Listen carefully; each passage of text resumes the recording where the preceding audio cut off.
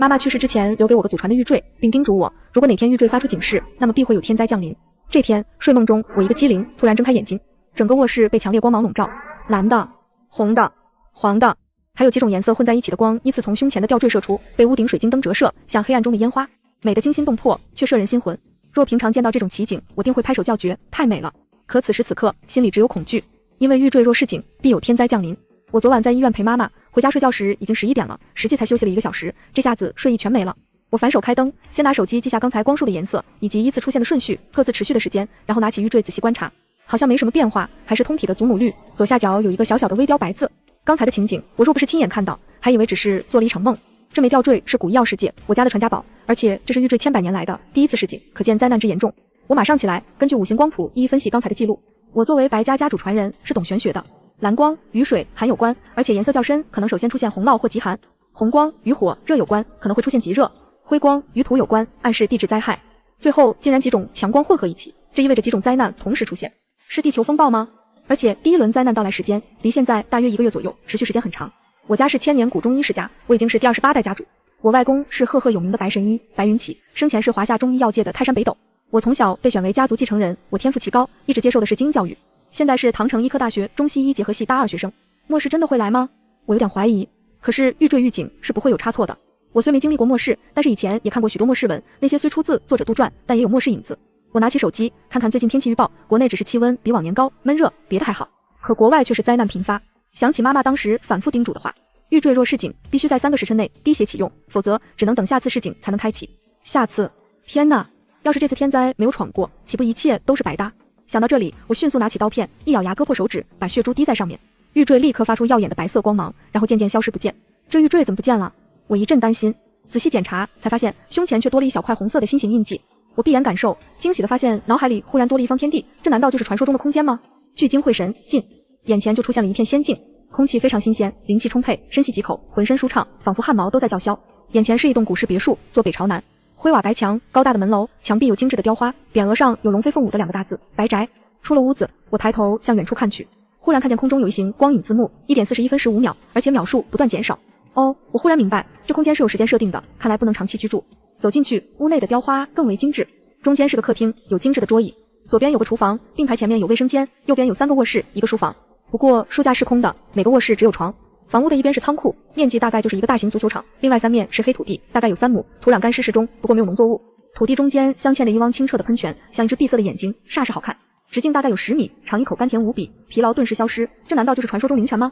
天空飘着白色的云朵，没有看见太阳，空间温度适宜，周围一圈白雾，看不见里边有什么东西，也走不进去。我用一时想出，立马又出现在卧室里。我连续试过好几次，终于可以得心应手，随心进出了。感谢祖宗，感谢上帝，这下不用愁没地方存货了。我现在急切地想知道空间功能，赶紧拿来开水，分成4杯，分别放在土地、迷雾边、房子和库房。又拿出薄荷和艾草种子，各一小包，撒在黑土地边上。拿出药禅、昆虫类中药材盒，分别取出4支，装小盒放在不同地方。今天这么一通折腾，眼前钟面上时针即指向了凌晨6点，时间紧迫，刻不容缓，赶紧下床穿衣洗漱，然后拿起笔记本做接下来的计划，收拢资金，准备囤货。自从母亲病倒后，白氏董事长的位置就落在了我肩上，工作、学习几乎占用了我所有假期。我现在账号上有妈妈给的备用金5000万和自己的私房钱480万。想到妈妈，我要赶紧上医院去灵泉水给妈妈喝，带灵气的水能修复身体，希望我能尽快好转，顺便商量一下事情。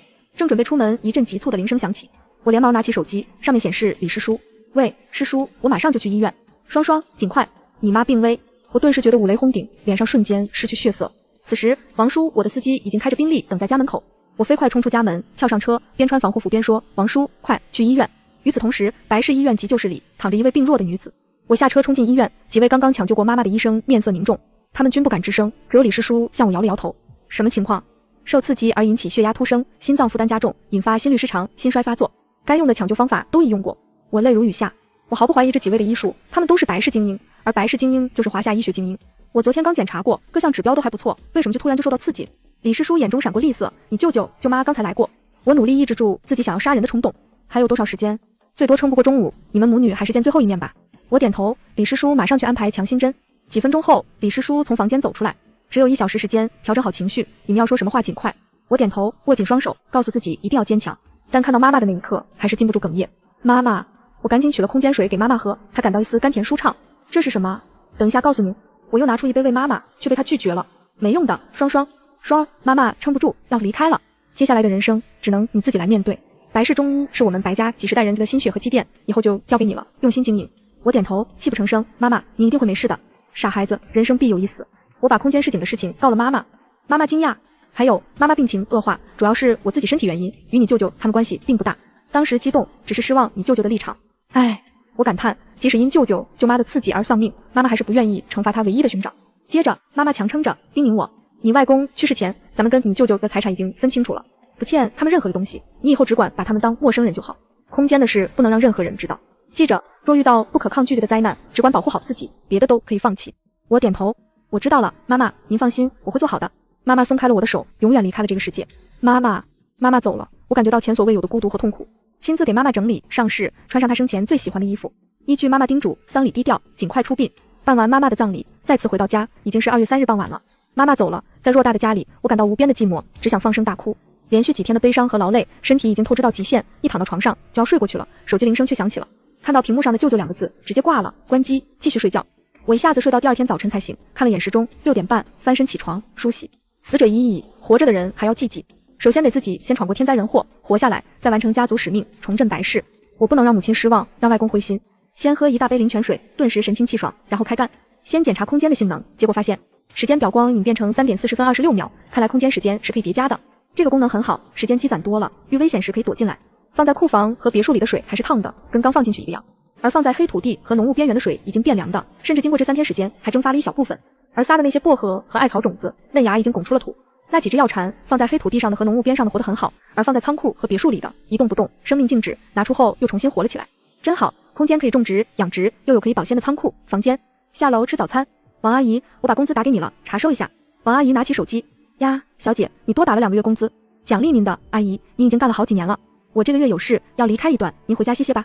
还有最近气温不正常，各个国家灾难频发，多囤点吃的用的。走出家门，王叔已经等在门口。我同样给王叔多发了2个月工资，放了1个月假，叮嘱他回家与家人团聚，多囤物资。白氏医院门口，我下车大步向办公室走去。师叔，来我办公室一趟。李师叔也很着急，双儿，这儿有2件事要告知你一下。康氏想收购咱们在制药厂的股份，你舅妈也想要。你舅妈好像还收了咱医院旁边那家医美中心。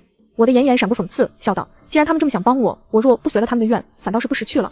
真是同行是冤家。康氏平时跟白氏表面还算可以，这边母亲刚走，就想把白氏挤出医药界，舅母更是见缝插针。若不是大灾难要来了，我还真想跟他们较量较量，看谁才是赢家。制药厂那40%的股份，10亿起步，价高者得。李师叔惊讶，你真卖股份？我点头，真卖。我不但要卖股份，我还要卖别墅，连那套学区房也要卖，而且要尽快拿到资金。作为白家大弟子的李文渊，对我来说亦师亦父。由于妈妈忙于打理家族企业，所以我小时候许多东西都是李文渊教的，包括医术、管理、做人等。至于我的亲生父亲，好像没人提起。我小时候问过妈妈，被训斥后就没再问了。医院从今天开始不再接收病人，给员工每人多发2月工资，就说白氏打算换职，给员工放1个月假。李师叔更疑惑，医院你也打算卖？不，医院不卖，我另有打算，不过这边的房子、地皮可以卖。听到这里，李文渊似乎回过未来，真有灾难要发生吗？作为白家大弟子，李文渊是知道白家人是懂玄学的，因为中医许多的方面都与玄学原理相通。我惊讶，你还知道什么？李文渊就把昨天听到的有富豪悄悄囤货的内部消息说出来。我感慨，这些富豪鼻子也太灵了。看来富豪之所以能成为富豪是有道理的，难怪在那些天灾文中，灾难持续好几年，许多富人依然过得很滋润。还有多长时间？25天左右，所以尽快。李师叔最后叮咛，行动尽量隐秘，你妈刚去世，盯着咱们白家的人可不少。知道了，师叔。接下来2人分头行动。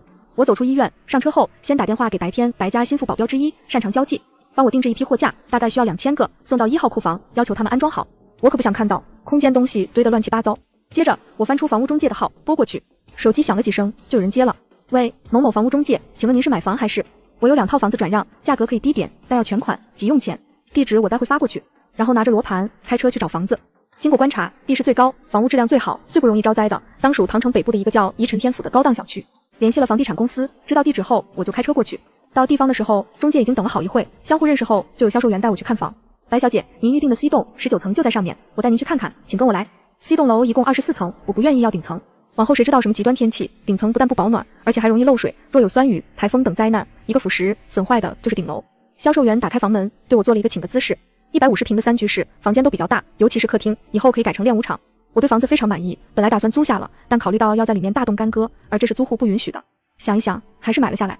当时就交了钱，中介对我的干脆感到惊讶，当时就办了手续，双手递上钥匙。接下来我给建材公司打了电话，那边工人很快就过来，喝了杯水就开始丈量面积。防盗门要换成最新高强度抗爆门，大门要用指纹感应锁，所有的玻璃换成防爆隔音玻璃，地暖改为自行供暖，水电两用的，将来可以拆下来带走的。窗户玻璃内要用高强度材料做防盗。工人先是一惊，不过这不关他们的事，对方只要工钱到位，他们干活就行。请你们尽快完成，所有的材料都用最好的，若验收合格，工资加倍。工头是一个留着小胡子的中年汉，听了我的话，眼睛一亮，他们这是遇上大款了。他马上打包票，您放心，1礼拜之内保证完工，保您满意。付了一半工钱，我就把钥匙给了他们。我走出 C 栋大楼，已经是下午了。这时电话响了起来，喂，白小姐吗？您的那栋学区房极有客户了，出价370万现款，您如果同意，现在就可以过来办过户手续。可以，我马上过去。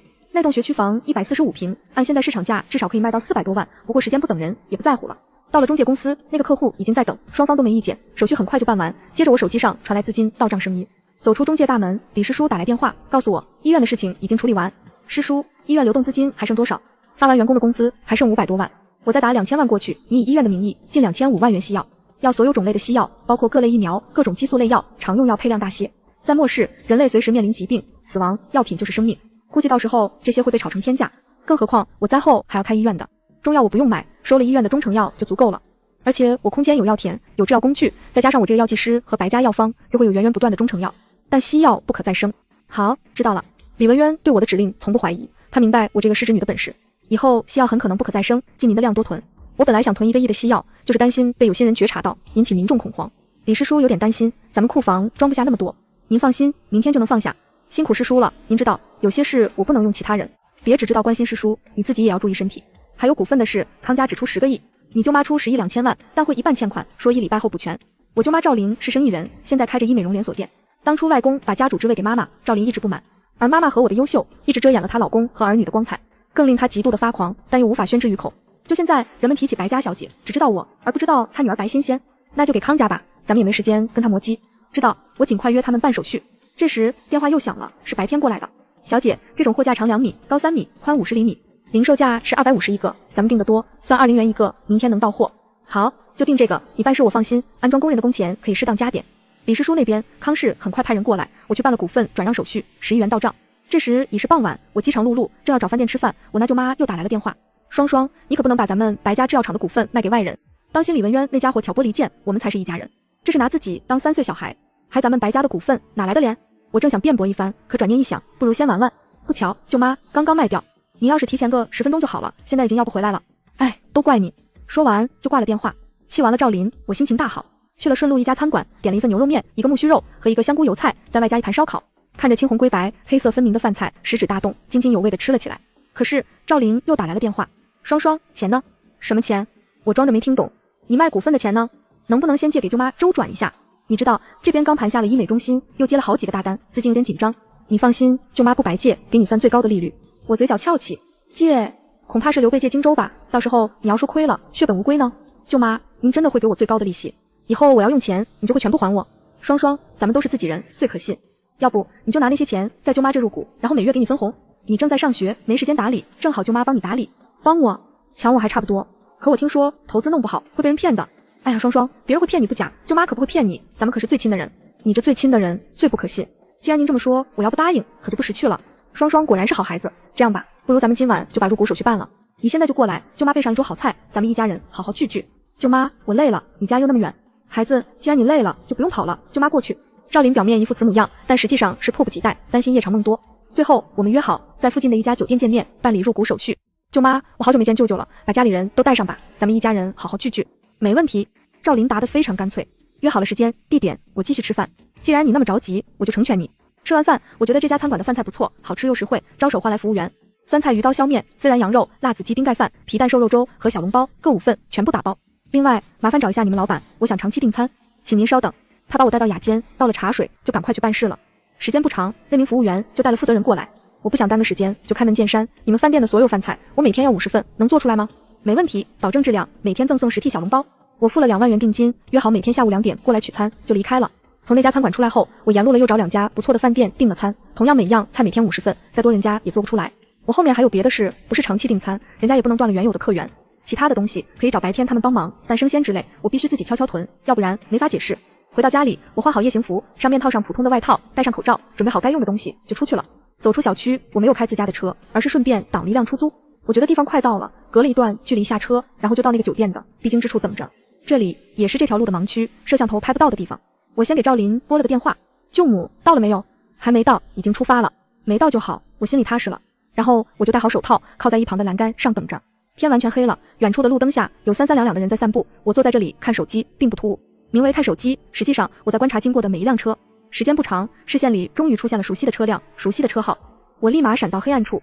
就在车辆经过的一瞬间，一个玻璃碴精准地射向轮胎，轮胎走气的尖锐声响起，汽车瞬间偏向一边。一阵急刹车之后，舅妈和舅舅打开车门下车检查。令我失望的是，那对表哥表姐并没有来。看了下周围没人过来，我迅速拿起毫针闪到背后刺向两人，然后神不知鬼不觉地离开。舅妈和舅舅连叫声都没发出，就倒地晕了过去。真是淬了毒的。那两针并不会要了他们的命，但却能让他们在床上躺上5-6天，浑身蚀骨般的疼痛无人可治。现在是法治社会，我并不敢杀人，但不介意收点利息。妈妈当初不让自己动他们，除了不让自己与他唯一的哥哥为敌之外，也是为了保护自己。看在妈妈的份上，留着他们性命就是了。但妈妈因他们而死，我不是善人，死罪可免，活罪难逃。接下来我去了那家订好的酒店，做戏要做全套，以防警察查到，留下疑点。我在酒店待了一会，还给赵林拨一个电话，显示手机已关机，然后接连拨了2个，都是同样的反应，然后我就离开了。我没有回别墅，直接开车去医院。刚才的举动并没有影响我的心情，反而觉得出了一口恶气，浑身舒坦。踏进大门的时候，天已经黑了，医院空无一人，我顿时感到凄凉。这里有白氏数代人的心血，也是白氏的骄傲。平日里，这里有来自全国各地的疑难杂症患者，经常人满为患。以后天灾劫来了，一定要重建白氏医院，所以我现在要把医院所有的东西封存在空间。想到这里，我又打电话给李师叔，在家订上无菌针9针200箱，还有毫针、梅花针、头皮针、眼针各100箱，一次性无菌手套、消毒棉、消毒液、止泻钳、无菌布、纱布、无菌托盘等等，在每样加购100箱。注射器、输液器、脱脂棉纱布，还有现在所用的一次性口罩、高级防护服、一般防护服，一次性的手术衣和放射线科所用的胶片化验室所用的各种试剂，合计每样加购200箱。医用消毒酒精再加购1万箱。这些都是消耗品，将来如果不能再生，要重开医院的话，消耗很快的，尤其是医用酒精，平日消毒安全可靠，没有腐蚀性。又打了500万给李师叔，让他看还有啥遗漏的，在添上。做完这些，我打算先歇会，这一天下来饶是我身体素质过人，也累了。洗了个澡，喝了杯灵泉水，体力恢复了一些，就躺在床上休息，意识却进了空间。那些薄荷长得很好，其他的暂时顾不上，等以后有时间再种吧。空间种植虽然可以用意识撒种，但耕地、挖土这些还是需要手动的。2小时后，我起床，先关掉所有的摄像头，走进科室。我记得这些仪器前不久更新过，都是新的，但愿以后还能用上。诊断设备、CT 扫描、磁共振、B 超等分析仪器，各种类型的技术仪、生化、免疫分析仪器等，电生理类如心电图机、脑电图机、肌电图机等，挥手收进空间。激光设备、透析治疗设备、体温冷冻设备、急救设备等，触手收进口间。10类治疗设备、病房护理设备、手术设备、放射治疗设备等，挥手收过。还有普通手术器械、光导手术器械、纤维内窥镜、激光治疗机等辅助手术器材。设备全部收完，又去了药房。中成药、泌尿系统用药、血液制品、抗生素、放射性药品、生药品、诊断药品、中药饮片、中药材、化学原料药及其制剂、注射液、片剂、胶囊剂，连同药架一块收进空间。药架上药都是分好种类，有标签的，架子在空间可以往上垒加，随意用意识取放。接着走进中药制药房，切片机、煎药机、中药粉碎机、中药混合机等，压片机、制丸机、包衣机以及中药制药纯净水设备，几条生产线全收进口空间。这时我已经精神力透支，有点虚脱了。喝了杯灵泉水，歇了一会儿，想起还有药库没收，觉得好点了，就去了医院后方的药库。这里是整箱还没上架子的备用药，一一触手收进空间。就连病床、柜子、消过毒的被褥、一办事的桌子，都一件不落的收了。整个医院就除了李师叔和我宿舍里的东西没收。我是不缺钱，但也不能浪费，说不定天灾后要再重开医院，这些都要花大价钱买不说，到时候有没有货都不一定。做完这些，已经时钟已指向了2点，我精神几近衰竭，又喝了杯灵泉水，躺床上就睡了过去。因为多年的训练，我睡觉时向来机警，大约3-4点钟，睡梦中的我突然听到医院里一侧有轻微的脚步声，而且越来越近。我轻轻从床上坐起，从窗户可以看到外面，黑暗中隐隐约约好像有2道人影，顺手从空间抓了一把绣花针，刷扔了出去。外面几乎同时传来2声惨叫。作为医生，我对人体穴位最熟悉不过，即使随便甩出，针扎的位置也8-9不离十。因为我打算今晚收东西，所以扯掉了所有的安保，没想到还没末世呢，就有人偷窃了。我推开门，向传出惨叫的地方走去。路灯黑影处的地上横竖躺着2名男子，看到我，其一个立即求饶：“表小姐，是我们只是想过来看看。”我气喷：“看看？不白天来看，大半夜的，黑灯瞎火，跑这看鬼呀？不用看，另一个是我的好表哥白浩，他父母昨晚出事，他不知道还是不在乎，竟然有心情在这里。”白浩很难为情：“表妹，我错了，不该一听说医院今晚没有房位就过来，快帮我拔针吧，太疼了。”“你听谁说的？”白浩有点犹豫：“说了我就放你走。”“听仙仙说的。本来我还想再惩罚他一下，不过现在看他那怂样，也就没兴趣了。留着他还能给赵林添堵。”“滚！”白浩很难受：“你不把针拔掉，我手脚动不啊？我用手电筒照在他身上，再有下次你就永远废了。秩序未乱，昨晚刚收拾了他爸妈，现在不能做得太过。我正在囤货，万一让别人把目光转到白家人身上就麻烦了。” 2个毛贼走后，时间还不到5点，我上床接着睡。等我再次睁开眼睛时，已经是早晨8点了。瞄了一眼时钟，赶紧翻身起床。刚梳洗完，就听见了李师叔的声音。我侄女真有本事。看见一夜之间就变得空空如也的医院，李师叔感到惊讶。他知道我手下有人，但没想到他们这么能干。那可不，也不看看是谁在办事。你还没吃早饭吧？我刚好叫了2份，一块吃。我佯装从屋里拿出打包盒，皮蛋瘦肉粥、小笼包各2份，再加上几碟小菜，2人一块吃。我没告诉师叔昨晚2个小贼的事。李师叔边吃边说：“你要的西药和加购的东西，等会就送过来了。别外，医院房子地皮，某太想要，只是价给的不高，一共只给3亿。是不高，就咱们这几栋楼卖房子也不至于这个价。只是时间紧急，能全部吃下的人并不多，给他们吧，全款就行。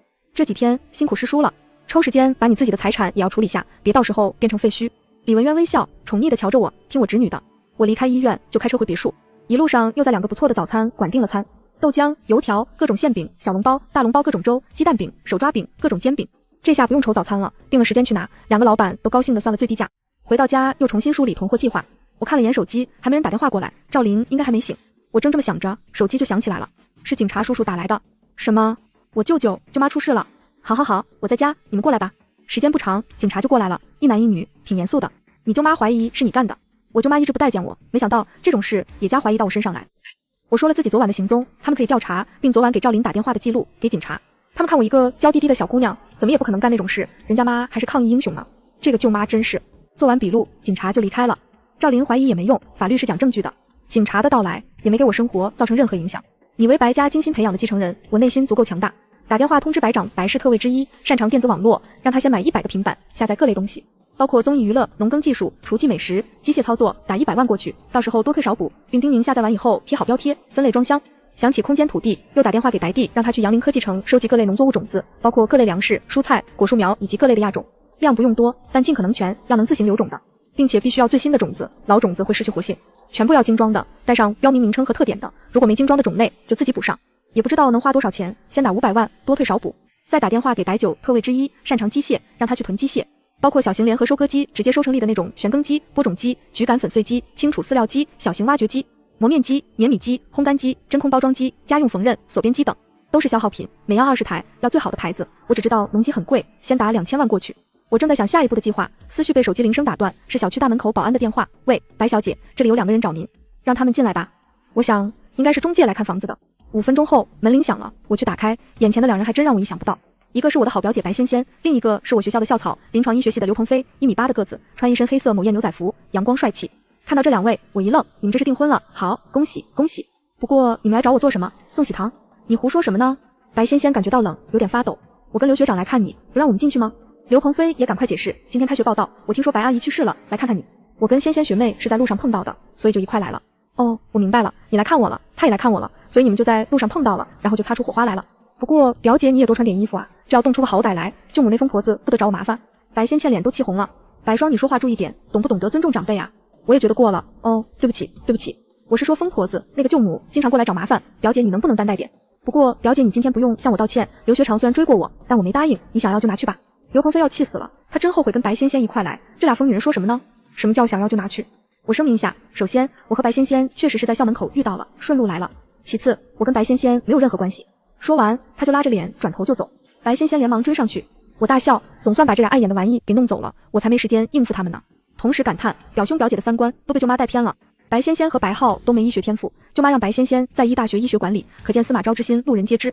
接下来我要去学校报到，请假，换身衣服就开车去了。走进校门，看见假日里安静的学校又热闹起来，在全国各地的学生今天差不多已经到了。今天刚开学，大家都挺激动的，一个个都喜笑颜开。我喜欢这样的学校，这样的同学，但是我也没办法，我只不过是一个孤女，不是救世主。不知道在接下来的天灾中他们会怎样。到处注册后就去了教导处请假。听说了吗？他妈去世了。听说以后的白氏医院就变成白仙仙他们家的了。听说以后康氏要越过白氏当华夏第一了。路上有人窃窃私语谈论着我家的事，我也没搭理，只要不过分，嘴长在别人身上，管得过来吗？到了教导处，我告诉老师家里有事要请月假。教导主任范老师知道我家里情况，很快就批了。说实话，这些老师都对我挺照顾的，平时我不管有什么问题，还是借什么书，几乎有求必应。我对这个学校很留恋，但愿天灾来时他们能安好。出了学校大门，刚上车手机铃声就响了，是中介打来的。别墅有客户了，出价1800万，其实挺低的，600平的别墅现在市价1880万，不过急售还在接受的范围。去办了手续，收了钱，承诺1礼拜内搬走。回到别墅，吃过午饭，我想歇会，躺在床上，意识进入空间，发现时间又增加了。走进库房，各类药、医疗器具、仪器整整齐齐地码在医疗区，心里踏实了不少。为了节省库房空间，餐饮熟食放在空间别墅卧室里。薄荷跟艾草长得很快，看来空间只有白天没有黑夜，气温适宜，植物生长速度比外面快1倍不止。太好了，这下外面环境再恶劣，也不用为食物发愁了。下午1点半，白天打来电话，货架全部安装好。辛苦了，接下来你帮我收集各类药材种子，每样不用太多，但品种尽量全，全部精装。我知道中药种类繁多，只植物药种就我知道的就有将近5000多种，常用的500多种，而且许多名贵药材种子价格很高的。先打500万，到时候多退少补。钱还真是不经花，才2天不到，当初手里的5000多万，再加上卖房子钱都要花完了。2点钟，我开车去1号仓库，昨天订餐的时间也到了。我到第一家饭店时，老板显然很重视，饭菜已经打包好了，都是新做的，质量很好。我付了尾款和明天的定钱，2名员工帮忙搬上车，我给他们1人100小费，他们服务更热情了。我上车之后就挥手收进口空间，接着以同样的方式去收第2家、第3的饭菜。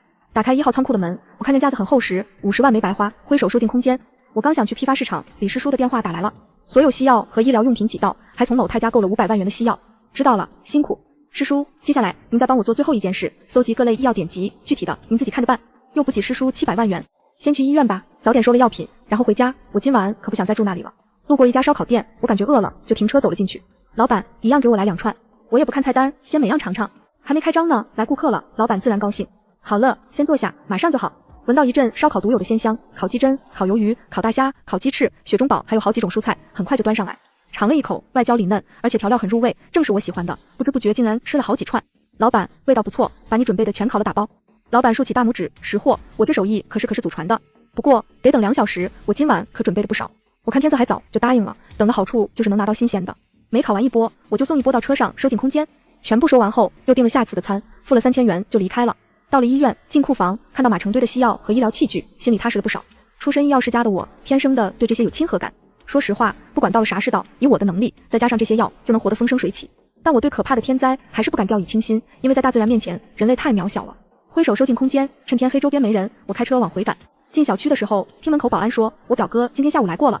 不用想，都知道是来找事的。我真是无语，若不是母亲临终前的叮嘱，不想让我与舅舅一家为敌，岂容他们这么安生？结果还没找去找麻烦，他们倒先蹦跶不停。进门后看了下时间，已经10点了，美美的洗了一个澡，喝了杯灵泉水，爽快了不少。吃了半个脆甜的乐川苹果，向往着将来空间有各种果树，挂满5颜6色水果。哎，也不知白酒种子收集的咋样了，果树苗弄了多少？拿了几粒，外公用冷玉盒保存的天山雪莲种子和人参种子，种在空间里，看能不能活。天山雪莲生长在高海拔、温度极低、空气稀薄的天山上，而人参喜冷凉、湿润气候，喜斜射及漫射光，既强光和高温。土壤要求为排水良好、疏松、肥沃等等。这2种药材生长环境都特别苛刻，一样先种几粒，希望能成功。6日一早起来，看时间4点钟，今天要去蔬菜批发市场，如果晚了，人家就批发完了。我把自己的头发盘起来，戴上墨镜、黑口罩，穿一件宽松的黑外套，保证李师叔见了也认不出来。到了市场的时候，天还没亮，饶是我想象过批发市场的样子，还是被眼前的场景惊到了。一排排大卡车摆满了大的市场，上面装满各种各样的蔬菜，也不知他们啥时候采集的，一根根都带着露水。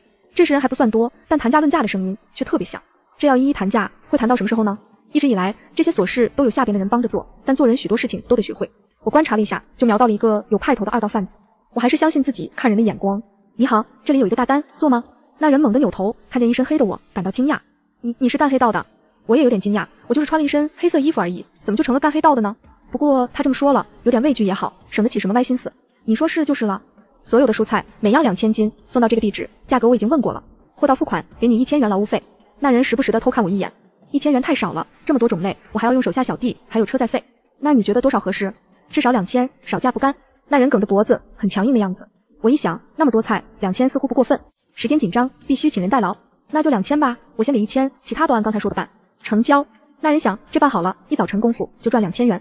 太平盛世的，这么大堆蔬菜，也不是顶值钱的东西，他们还能抢了不成？然后我就悠哉悠哉地开车往回走，先换了正常装扮，去收昨天订好的那2家早餐。到了第一家，老板亲自等在门口，看着2个服务员装车，这可是大主顾，一定得巴结好了。服务员也很卖力，很心细。装完之后，我拿出200元钱递过去，辛苦2位了，谢美女，这是我们应该做的。我上车后就趁热收入空间。我到了第2家早餐店，也如法炮制，不过这家还多送了3份。然后我就往仓库赶去，在车上又换回了黑帮装扮。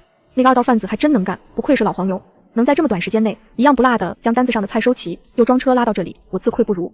打开库房门，让他们一一卸下。其实批发蔬菜真的不贵，平均每斤才2块多钱。我付了30万元货款和欠下的1000元劳务费，另外还加了500元，请兄弟们吃顿饭。他们走后，我走进库房，看到满满的新鲜蔬菜，心里又踏实了一些。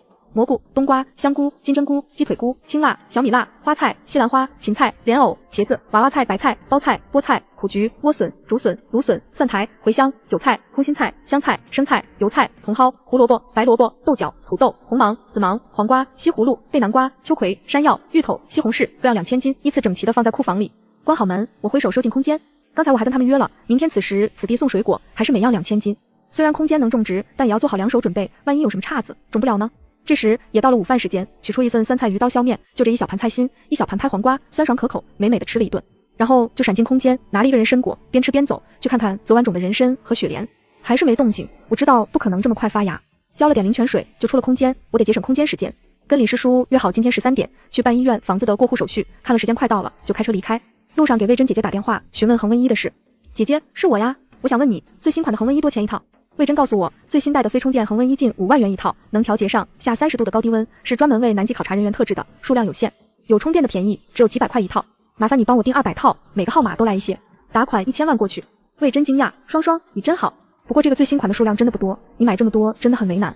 我的好姐姐，你就辛苦点吧，我这真的急用，宋伯父10瓶白事就新碗，50瓶我就给你想办法。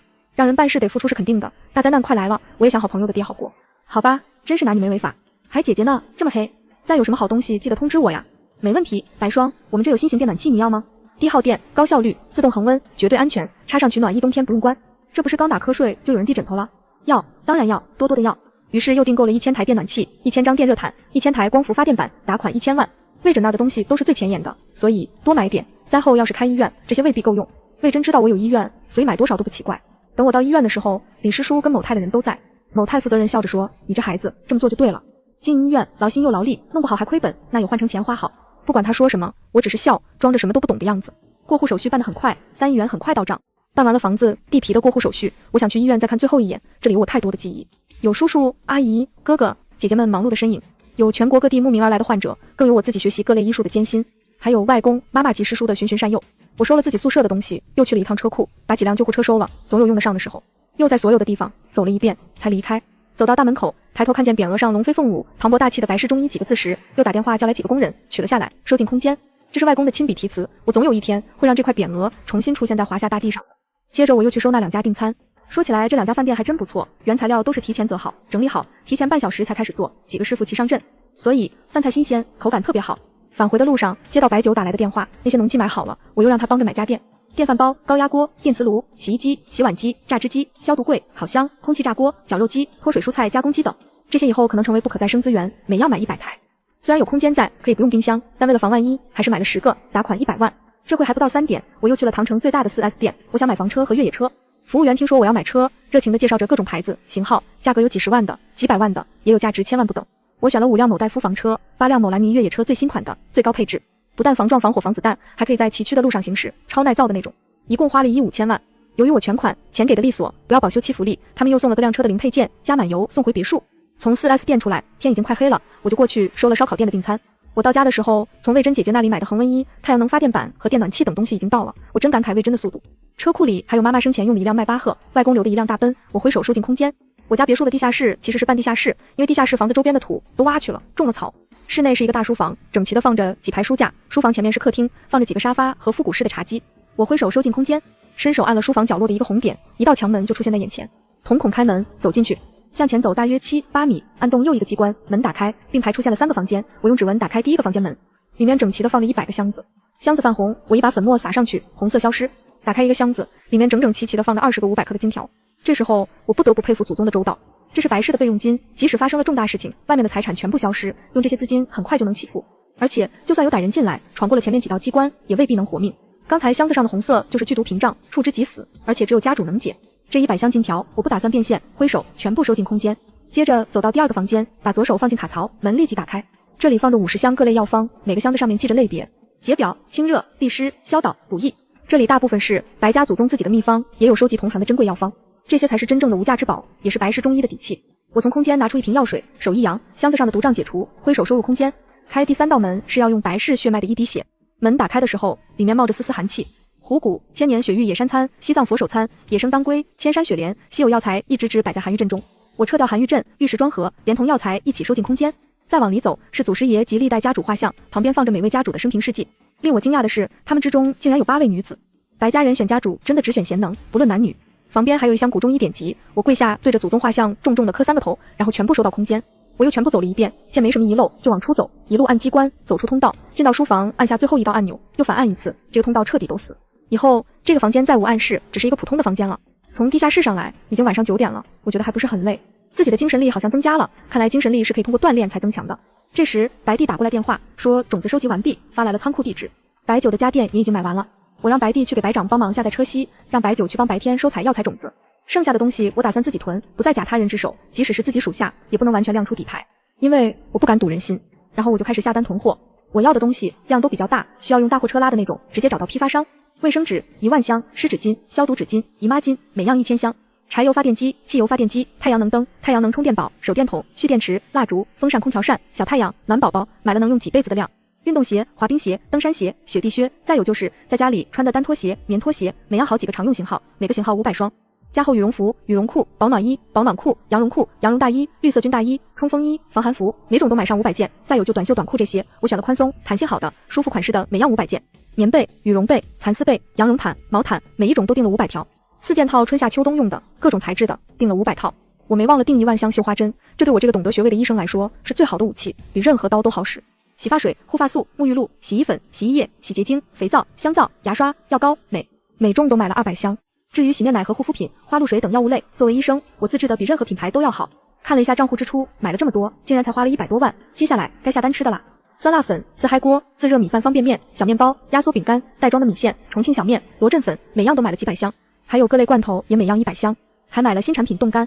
所谓冻干食品，是将食物真空冷冻干燥后处理，最大限度的保持了食品的色香味和营养，甚至外观。还有蘑菇、蔬菜、玉米、草莓、牛肉公、虾仁等等。要吃的时候只需要用温水泡一泡，就会很快恢复原来的面貌，色香味形不变。也不能忘了好吃的坚果，葵花籽、傻瓜子、南瓜子、松子、榛子、夏威夷果、碧根果、腰果、巴旦木、杏仁、开心果、核桃、糖炒栗子、狗还有干枣、葡萄，每样2000斤。我空间有水，为了以防万一，还是买了一批瓶装矿泉水，也买了喜欢的各种饮料，酸奶、牛奶，还买了水箱，存自来水。要是洗涮都用空间水，那就太浪费了。每个水箱能装5吨水，还有能装10吨的。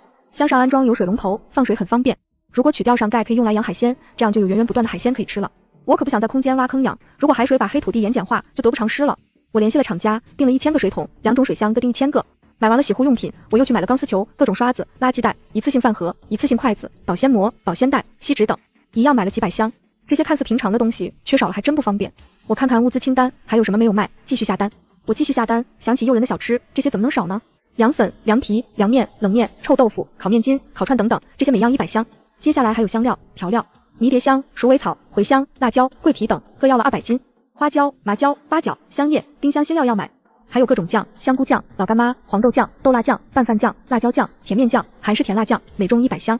各种烧烤料、火锅底料以及做菜的料包也都各买了100箱。鸡精、味精、五香粉、13香、孜然粉、辣椒粉、胡椒粉各要了200箱。生抽、老抽、陈醋、香醋、米醋、白醋、料酒，还有味极鲜，各要了1000瓶。各种水果硬糖、牛奶糖、酥糖，每一种都要了500斤。盒装牛奶、酸奶各1000箱。豆奶粉、羊奶粉、牛奶粉，还有各种奶茶，每样1000箱。白砂糖2000斤，白冰糖2000斤，黄冰糖2000斤，红糖2000斤。一箱盐50袋，我买了1万箱，这可是战略物资的重中之重。今早这一波订购一共能花1500万，暂时就订到这里，不然我担心2号库房要装不下。我留了2号库房的地址，约定明天到货。我开车出去，先收了2个早餐店的订餐，然后去1号库房。这回黄牛送的水果应该到了，不忘穿上那套黑道服。我到1号库房的时候，车龙已经等在门口了。不知道是不是昨天那500元起了作用，这个2道贩子做事特别来劲，不但每样水果都很新鲜，还用泡沫网逐个包装好了，放在纸箱里。箱子上标有品种、分量，而且每种水果的包装箱不同，很好区分。他看我查看，笑着走过来问：“怎么样？还满意？”我竖起了大拇指。这下他的话匣子打开了。昨天特意招呼了在外地的采购，这些都是从园里现摘的，连夜送过来。网上每样水果价格是透明的，差不了多少。他们就是多少赚点差价，也在合理范围内。不过水果可比蔬菜贵多了，付了100多万，今天劳务费付了5000元，他们都非常高兴。人家好几个人呢，又用了几辆车。至于是不是从树上现摘的，应该有一部分是，但不可能都是，因为有的是进口水果，还有的是南方运来的。苹果、草莓、圣女果、梨、杏、李子、鲜枣、桃子、香蕉、车厘子、柚子、橘子、橙子、蓝莓、芒果、玉竹、凤梨、榴莲，各种葡萄，有西瓜、甜果、哈密瓜。我挥手一一收进空间，锁门，向杨林科技城出发。车开了2个小时，先到白天囤机械的仓库，按密码开门，看各种机械已经安装整齐，甚至连油都加好了。打开机械配箱，里面有操作维修说明和工具。每个机械旁边还有一箱子零配件，箱上标有具体的农机名称，以防止各个机器零配件弄混杂。我感慨，外公和妈妈给自己培养的人，真是靠谱的不能再靠谱了。一一收进空间，家电没拆包装，但都是名牌，质量不会有问题的，也一起收进空间。开车前往另外一个收种子的仓库，开启导航，大约半小时之后到达。白帝作为女生是出了名的心细，仓库里整齐地摆放着一排排架子，各类种子分门别类地码在上面。按科按名字分类有粮食区、蔬菜区、水果区、坚果区、牧草区以及其他树木种类。而树种区不但摆着种子，还许许多多的幼苗及扦插枝其他树木的种子，每个架子上都铸有标签，上有种子类别及价钱。门边上有个纸条，上边标明架子是赠品。他们几个不但做事特别有条理，而且每个人都有不错的武力值，忠心也是经过考验的。我又一次觉得要重新考虑，要不要带上他们混卫士了。再说吧。说完这些后，今天还有一个重要的任务，那就是采购家禽、家畜种子。不管了，先吃饭再干活。我把车停在休息区，拿出一张鸡排手抓饼，一碗牛肉烩面。我到达杨林科城时，传达室的大叔有点惊讶。他只看到一辆豪车停在了门前，下来一个仙子般的姑娘向他走来。大叔，什么地方交易动物幼崽？大叔回神，以为那个富家小姐想买宠物，忙给介绍。小动物啊，你从这往前走右拐就能看见。大狗、小狗、黑狗、白狗，还有花狗，还有花猫，还有小仓鼠，巴拉巴拉。这什么跟什么呀？怎么全是宠物？我纠正，我要养大了能吃肉的动物幼崽。我说姑娘啊，你要想吃肉，直接买肉就行，千万别吃自己养大的宠物。我无语，拜托您告诉我动物交易点在哪？他指了指方向，我赶紧离开。大叔无奈地摇了摇头。接待我的营销员叫冯安，人看起来很干练，也很热情。听说我需要开养殖场，就知道是富二代大城市待腻了，想换种生活方式。冯安听说所有种类我都要，更确定了自己的猜测，无脑富二代。做养殖哪有每种都养的？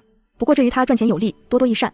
于是介绍的更起劲了，什么内蒙古羊，什么科尔沁牛，什么宁夏猪，甚至把鸡夸成凤凰。不过农科城还是来对了，种类齐全，竟然还有鸵鸟、乌骨鸡、香猪等珍稀种类。尤其是乌骨鸡，抗衰老、滋阴补泻、健脑，只要养好了，可有的吃了。我点头，嘴角微扬，报出了自己的订单。各类鸡、鸭、鹅、鹅纯、鸽子、鸵鸟，每个品种500枚受精蛋，各20只幼崽。猪、牛、羊、驴、兔，各类牲口，每种10只幼崽。再多，担心空间土地养活不了，反正可以繁殖的，不愁变不多。还买了一箱蜜蜂，几张蚕种，还有能做药材的虫类，全部装笼装箱，还不算贵，一共才花了不到20万元。又买了一些各类饲料及配方，孵化器买了1000个，围栏买了1万个备用。虽然空间无污染，但还是买了100万元动物的药物疫苗，以防万一。冯安说：“你养这么多牲口，不买只狗帮你看着？”我想想也是，只是令我没想到的是，买小狗遇到了点事。幼犬区还真是热闹，花的、黄的、白的，还有熊猫眼的。看见有人来了，一只只像调皮的孩子，呜呜汪汪的叫。冯安扬了扬手里的火腿肠，他们差点要跳出笼子。冯安指了指一个笼子说：“那几只就是边牧。看你看管动物，看家都是一把好手。那只白色的性格最温和，适合女生养。”我却看向另外一只威风凛凛的黑褐色小狗，大概有2个月大。我要这只。冯安有点惊讶，不行，那只不行，那只那么凶，女生也不适合养。适不适合是我的事，你管那么宽做什么？我就要这只。我觉得它有点奇怪。冯安一下子挡在那只狗前面，双手摇动。不行，这只绝对不行。冯安好像听领导说过，这只狗得留着，至于什么原因，他也不知道。我更奇怪了，感觉他很紧张。冯安好像在护着那只狗，很担心我碰似的，但又说不出所以然来。医生的直觉告诉我，那只狗很健康，绝对没毛病，那他紧张什么？我就要那只狗，别的我看不上。说着，我就把狗狗捞到怀里。冯安没想到我动作这么快，他想夺回狗狗，但以我的身手，那是他能夺回的。他很无奈。我跟你说，这只狗真的不行，那人不是你我能得罪得起的。我反而来兴趣了，买只狗而已，什么人管得这么宽，是我不能得罪的。白家虽不是手握重权、顶级富豪，但作为流传近1000年的中医世家，也不是谁都可以欺负的。我是不想惹事，但这只狗的确是我看上的。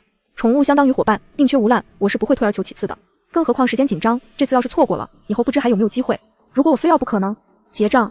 冯安惆怅，好像这位祖宗也得罪不起，看来只能通知那位了。王哥，有人要抢买那只狗。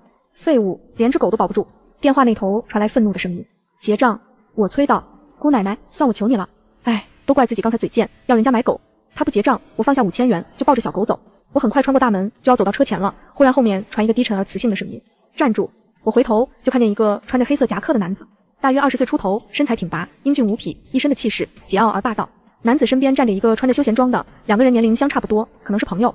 陆羽今天休息，就来杨林看看朋友，顺便想带回天狼。他平时是一个工作狂，爱好不多，喜欢狗是其中一个。他们正聊着，就有电话打过来，说有人要抢他的狗。朋友还打趣道：真没想到你陆羽的东西也有被抢的一天。于是就一起过来看看，抢他天狼的是何方神圣。结果刚到，就看到一个嚣张的小姑娘正抱着他的狗走向一辆豪车，而业务员无奈地跟在我后面。你谁呀？我凭什么听你的？我继续往前走，虽然他看起来很不好惹，但我也不是吃素的。把狗放下。陆羽继续命令道。不放又怎么着？我又不是你的下属，凭什么命令我？他越是语气强硬，我越不会服软。这时候冯安也不知说什么好，他只是一个小业务员而已，站在面前的都是他得罪不起的大神，他现在只祈祷千万别惹出什么事来。这狗是他的。他一旁的朋友怕两人继续冲突，忙解释。既然有主，为什么要跟出售的狗狗放一起？莫不是他还没买吧？谁买走就是谁的。误会，都是误会，是我们没想到这点。朋友想，这谁呀？都说陆羽的东西还敢抢，平时那个不敬畏他。我给你2万，算我从你手里买下来，如何？陆羽态度不再强硬，他也真不想跟一个小姑娘起冲突。不卖，我态度依然强硬。谁稀罕2万元似的？你知道他是谁吗？一旁的朋友觉得我有点不识好歹。陆羽抬手止住了朋友接下来的话。我怎么觉得你眼熟？你是不是姓白？我真不想遇到熟人。我姓什么有关系吗？算了。陆羽转身走了，一旁的朋友和冯安都有点不解。这就没事了。我抱着小狗狗上车。我不知道的是，在另外一辆车上是另一番对话。她真是白家小姐吗？你的天狼真的不要了？这可不是你陆羽以往的风格。朋友不解。不然呢？去抢回来。陆羽无奈。再说也未必抢得过。陆羽想起曾经的那个仙童般的小姑娘，嘴角微翘。朋友好奇地问，你是怎么认识她的？你还记得我12岁那年胳膊上长毒疮的事吗？朋友点头。陆羽那年胳膊长了毒疮，到处治不好，他是知道的，爷爷还帮忙找过医生，就是在白氏医院治好的。当时的大夫应该是他母亲白诗妍，他当时就在一旁帮我施针止痛。回忆起小时候的那一瞬，陆羽嘴角不由得上扬。我见让一个7、8岁的小姑娘施针，当时就不愿意了，要求换人。他却在我耳边悄悄说，再逼逼我一针扎死你。朋友，哈哈哈。我到库房的时候，刚才买的东西已经到了，我先将小动物们收在时间静止的库房，以后再慢慢放出来养。我把小狗放在空间里，它撒子跑了。我在附近的宠物店里又买了20万元狗粮、狗罐头，这个不用买太多，有配方，有饲料机，以后可以自制。小狗玩具、狗窝等也买了5万元的，猫砂20斤一袋的，买5万袋，花了50万。虽然我可以在空间上厕所，但也要以防万一。我又在附近小吃街逛了一圈，吃了当地特色小吃饺团，尤其饺团鱼、凉粉鱼，我觉得特别开胃，酸香爽滑。这要是在极热天吃上一碗，肯定会舒服的不要不要的。让老板把锅里的全部打包带走。女老板高兴的应了，连剩下的烧饼都直接送我了。来一次不容易，我又找了2家饺团店，还有一家豆腐泡馍、肉夹馍也全部包圆。问题是还便宜，一共才花了1万多元。时间已经不早了，再不返回就要摸黑了。把小狗从空间取出来，放在副驾驶上，启动回家。到唐城10天已经黑了，顺路收了烧烤店的订餐。那2家订中午餐的饭店也约到晚上取餐。回到家已经9点了，我先仔细给小狗洗了澡，又教它怎么上厕所，然后放好了饭碗、饮水器和狗窝。这只大概有2月大，生起气来奶凶奶凶的，也难怪那个人叫它天狼。不过我是不会给它用别人起的名字的，我给小狗取名雪豹。小狗刚来还是很不安，我轻轻捋一捋，再给它一小碗羊奶，渐渐安静下来了。没再带小狗进入空间，刚洗完澡进去疯跑，回头又得洗。3亩黑土地，我打算药材、牧草各1亩，剩下的种果树、蔬菜、粮食。我先开了一辆新旋耕机，将地耕出来，然后用播种机种了紫花苜蓿和黑麦草，一共才用了不到1小时。机器还真好用，这要用锄力得花多少时间？接着又栽了果树，不管什么地域的水果都先试试。2棵红皮树，3棵车厘子树，1棵苹果树，1棵香蕉树。在剩下的地用意识撒种了玉米和药材，到时肯定没有播种机种的出苗匀称整齐。折腾一天了，也累了，我空间要是再大点就好了，小动物们就不用放进指示。走出空间已经11点了，又吃了一根香蕉，准备洗澡。看见浴室台架上不知什么时候放了一只玉镯，顺手收进空间，头脑里却一阵眩晕。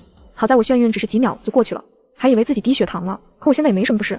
用精神力感知空间，发现刚才放的玉镯不见了，别的好像别墅里多了一个房间，别的没什么变化。是不是玉石能使空间变大？我忙拿出从密库里收来的韩愈盒子打开，里面的韩愈还在，这韩愈是一套，万一被空间吞一个，下次就摆不了韩愈阵了。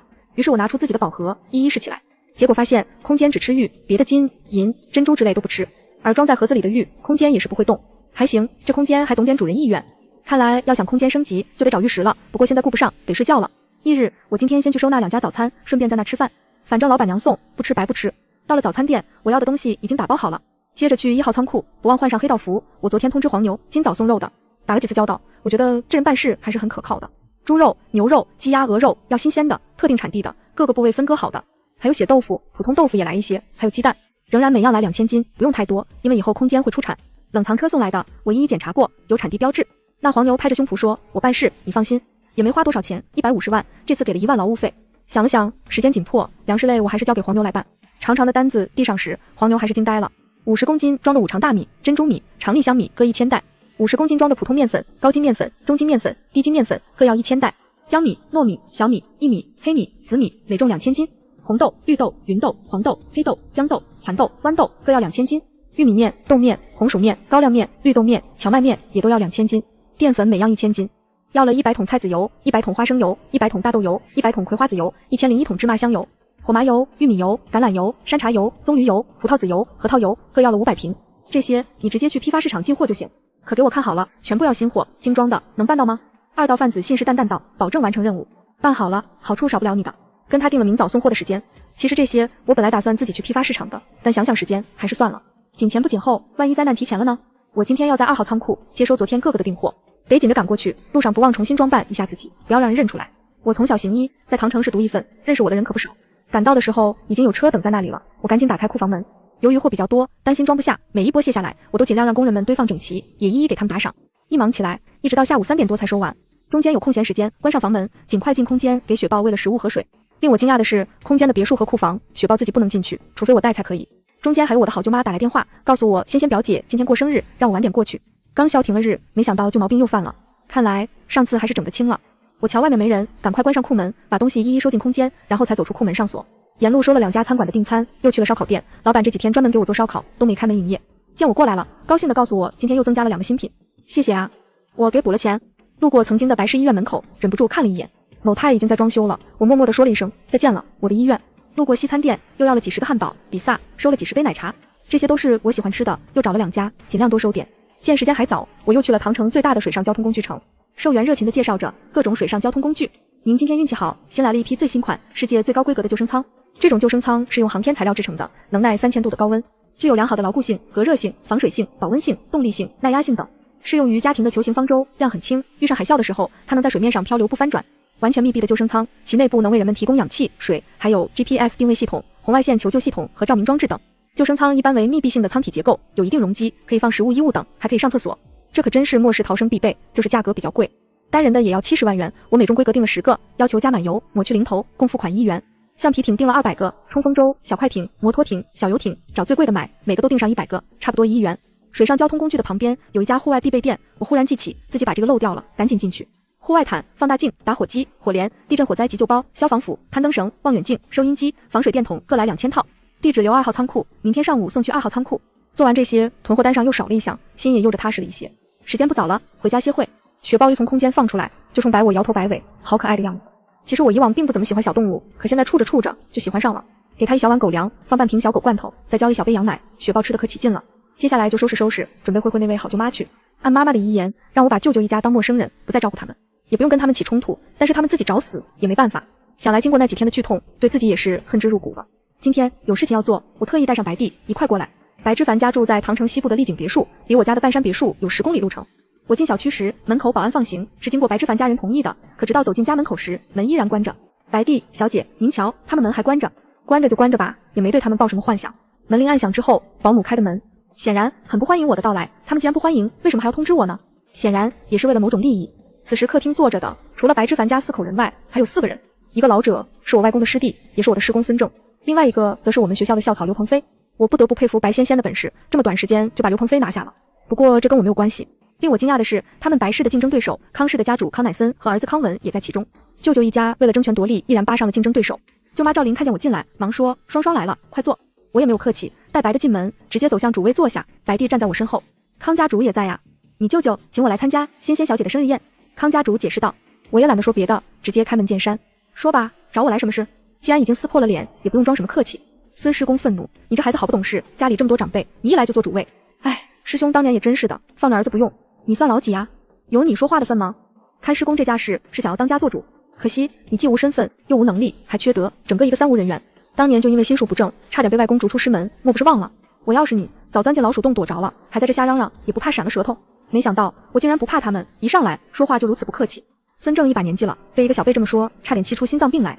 他举起手想揍我，啊，被我一把抓住，差点掰折了。想武斗是吧？这群废物合起来都不是我的对手。不过在最后关头还是忍住没掰断。法治社会，当面伤人可不是什么好行为，我不想吃官司。你之凡，你家的事我管不了。说完愤怒的离开了。我还没说完，还有，我是家主，刚才进门时你们为何不行礼？还是说你们本来就没拿我当家主？既然你们都不愿意尊我这个家主，我们现在就解除关系。从现在开始，你们的一切行为都与我无关，我也不会再给你们任何帮助。白帝通知李师叔，向所有白家弟子发出公告，从今日起，白之凡一家自立门户，以后他们的一切行为将与白氏主家无关。我命令道：是，小姐。白帝马上拿起手机，其他人目瞪口呆。白之凡瞪大眼，离了主家照顾，他什么都不是。双舅舅没想脱离主家，只是你妈刚去世，你就又是给医院换纸，又是卖股份。想问问你，如果真的支撑不下来，舅舅舅妈都可以帮你先管着，毕竟我们也是白家人，不能这么看着你遭家当啊。作为竞争对手，康家主当然希望白之凡当家做主了。试问又谁希望竞争对手的家主强势？赵琳也怕了，他的生意若没有主家照顾，早就做不下去了。对，是这个意思。康家主和悉尼、世都是一家人，打坏骨头连着筋呢，好说好商量。我没理他们，你们脱离主家的事刚才已经决定了，没商量。至于我造不造家当，我想这也不关你们什么事。外公在世时，财产已经分清楚了。如果我没记错的话，外公当时因为舅舅的无能，给你们拿了大头，而我妈只拿了小头。所以我就是现在把所有东西扔海里去，也与你们无关。白仙仙赶忙说：“哎呀，我说表妹，咱们还是先把书读好是正经，别的就交给他们大人吧。表姐当然要全力以赴，呕心沥血呀，要不然怎么能翻过老瓜科的黑锅底呢？而我就是整个学期不到校，成绩照样拿全系第一。你……”白仙仙被刺中疼处，顿时脸如土色。我本来就学霸，而且我的医学基础在家里已经打好了。我在学校只是为了查漏补缺，补充外界的新知识，自然就轻松了。康家主又当和事佬，孩子别伤了和气，不伤和气也还得值得，而有些人不值得。还有你们闺女的生日记得很清楚啊，你们可记得昨天是什么日子？白之凡下意识道：“昨天什么日子？”赵林知道要坏事，忙阻止，可已经来不及了。我很生气，果然不记得了。昨天是你唯一的妹妹，我母亲的头七忌日。果然，在你眼里只有名利。亏我妈生前对你们的生意一直照顾。我妈是因为受到你们刺激而死，可她离世前还叮咛我不要找你们麻烦，要不然你以为还能如此稳当吗？舅舅，好好摸摸自己的良心，想想。我警告你们，不要再作死了，再有什么不光彩的动作，我绝不客气。我起身，白弟，咱们走。此时，客厅里的其他人目瞪口呆。我小小年纪怎么会有这种气势？刘鹏飞自始至终没有说话，他从来没见过这样的我。平时在学校里，我只是有点冷，不好接近。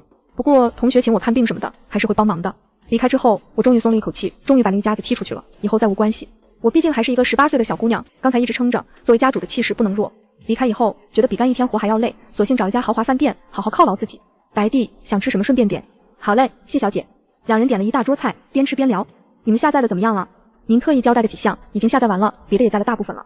别的能下多少是多少，咱们国家5000年的文明，哪里是几天能下载完的？你告诉白长，到10号结束，让他看着办。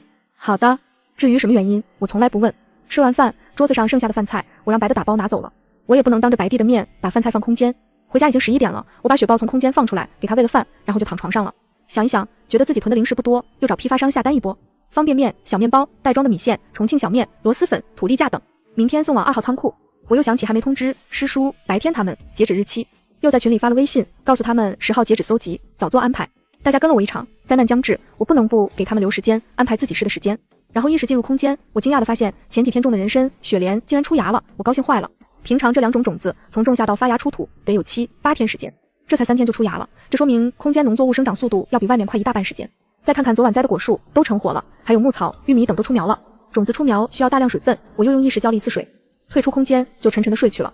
第二天睁开眼已经8点半了，起床漱洗，喂完雪豹就去收餐了。收完餐我赶紧往仓库赶，同时不忘佯装成黑老大。1号仓库门前，黄牛照例准时等在门口。我看着一辆辆的冷藏车，检查无误，就让他们进库房卸货了。我很佩服黄牛的能干与守信。这几次这个黄牛帮我大忙，结账时按之前定好的劳务费还加了1000元。这边完事后，我照例赶往2号仓库收物资。昨天订的水上交通工具、逃生舱、户外用品，还有后来加购的零食一一到货。中间空档，我进空间匆匆给小雪豹放了吃食。这小家伙现在跟我已经混熟了，越来越调皮了，也很聪明。出空间时他还咬着白宠衣服不放呢，现在只要一瞧见他，什么负面情绪都要烟消云散了。这时我终于能理解，养宠物那么麻烦，为什么还会有那么多人当铲屎官。我看着又装满的仓库，心里一阵满足，面对天灾又多了一些底气。收完物资也差不多下午3点了，我想想还有燃料没存，而城市里一般用的都是统一供的天然气，要想大量购买还得再成交。我用手机上的地图搜索出唐城西部的一家大型液化石油气灌装厂，直接导航过去，大概开了2小时，终于到了。销售听说我要的多，直接找领导按批发价，液化气直接要了200吨，顺便还要了卡式炉和10万瓶变洗气罐，这个出门带着方便。厂家乐坏了，来了个大客户，不过厂家建议直接买罐车，因为家用的液化气罐并不便宜，如果全部装罐，空瓶罐的费用会远远大于罐车的费用，而给空罐充气现在都是自动关闭法，非常容易，一看就会。我不得不感叹自己生活经验的缺乏。厂家答应赠送100个空罐，明日免费送到我的1号仓库。我付只付了定钱，剩下的货到付款。